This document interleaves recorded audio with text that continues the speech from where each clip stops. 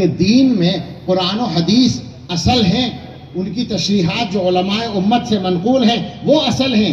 چھوٹا اور بڑا کوئی بھی آدمی اصل نہیں ہے، کوئی شخصیت اصل نہیں ہے. میں غلطی کروں یا میرے بڑوں سے بھی کوئی غلطی ہو، وہ غلط کہا جائے گا. اس کو جس سے غلطی ہوگی اس کو غلط کہا جائے گا، اس کی غلطی کو غلط کہا جائے گا. تو دارالعلوم دیوبند نے کچھ چیزوں کی نشاندہی کی. وہ ایک نیا مسئلہ پیدا ہوا، ان کو مانا نہیں گیا، مسئلہ باقی رہ گیا. اور دارالعلوم دیوبند کا فتویٰ معلوم ہے آپ کو آج تک باقی ہے. یہ غلط فہمی پھیلانے کی بات مناسب نہیں ہے کہ فتوے کا انکار کر دیا جائے. جو صحیح بات ہے اس کو صحیح کہا جائے گا، جو غلط بات ہے اس کو غلط کہا جائے گا. دارالعلوم دیوبند کے اندر جماعت کے کام پر اس وقت سے پابندی لگائی گئی، نہ ان کا کام نہ ان کا کام. اس کا فتوے سے تعلق نہیں ہے، اس کا جھگڑے سے تعلق ہے، اس کا انتظامی مسئلے سے تعلق ہے کہ جب دونوں گروپ کام کریں گے طلبہ میں تو لڑائی ہونے کا اندیشہ ہوگا. اس انتظامی مصلحت کے تحت اس کو بند کیا گیا. ابھی تک ہے نا اسی طرح سے باقی ہے. اور حضرت محتمیم صاحب نے جب اعلان کیا تھا بند کرنے کا، اسی وقت یہ کہا تھا کہ سوال یہ ہے کہ یہ کب تک بند رہے گا.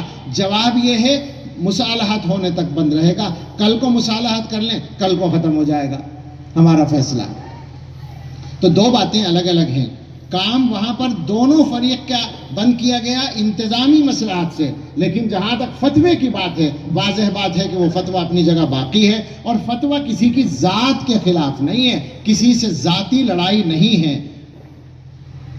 مسئلہ ہے اللہ کے دین کو صحیح شکل میں باقی رکھنے کا، علماء دیوبند کی فکر کو صحیح شکل میں باقی رکھنے کا.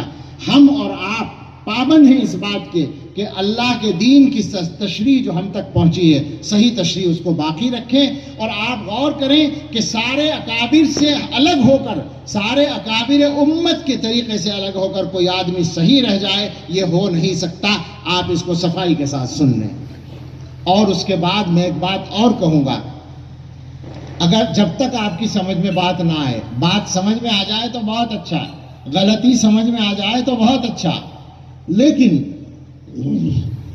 جب تک نہ آئے تو آپ اپنے اپنے طریقے سے کام کر رہے ہیں، کر لیں، کوئی پابندی تو نہیں لگاتا. لیکن آپ یہ چاہیں کہ دنیا میں سارا کام آپ ہی کے طریقے پر ہو، یہ آپ کی غلط بات ہوگی. لہٰذا اس کی وجہ سے اگر مسجدوں میں جھگڑا ہوتا ہے، آپ اگر فلاں اور فلاں سے تعلق رکھنے والی جماعت کو مسجد میں آنے پر لڑائی کرتے ہیں، اس کا مطلب یہ ہے کہ آپ کا جو اصل مقصد تھا وہ آپ کو یاد نہیں رہا.